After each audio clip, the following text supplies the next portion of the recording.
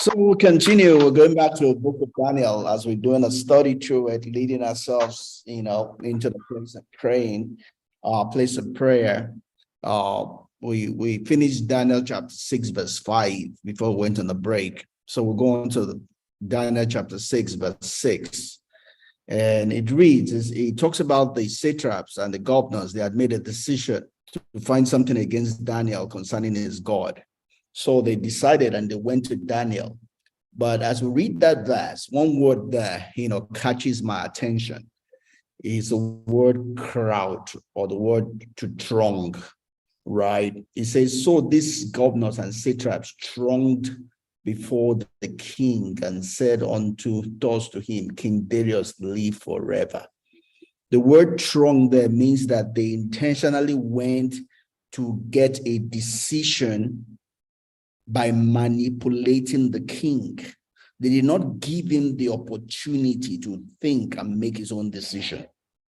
I don't know if you've ever been in that situation where people just crowd on you. They just come to you and they expect something to extract a decision from you there and there. They don't want you to go and think about it. They don't want you to go and ask your husband. They don't want you to consult. They just want you to make a decision. They make it like a life and death situation, that if you don't make a decision right now, things will go bad.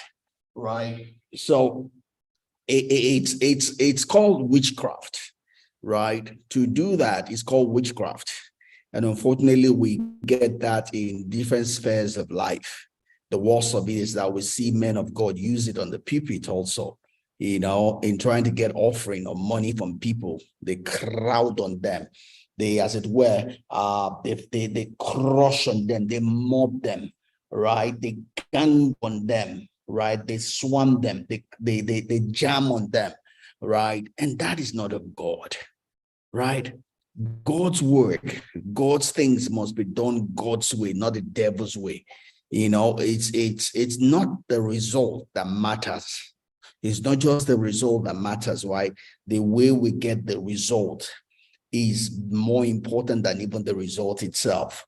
Because God's work can only and must only be done God's way to get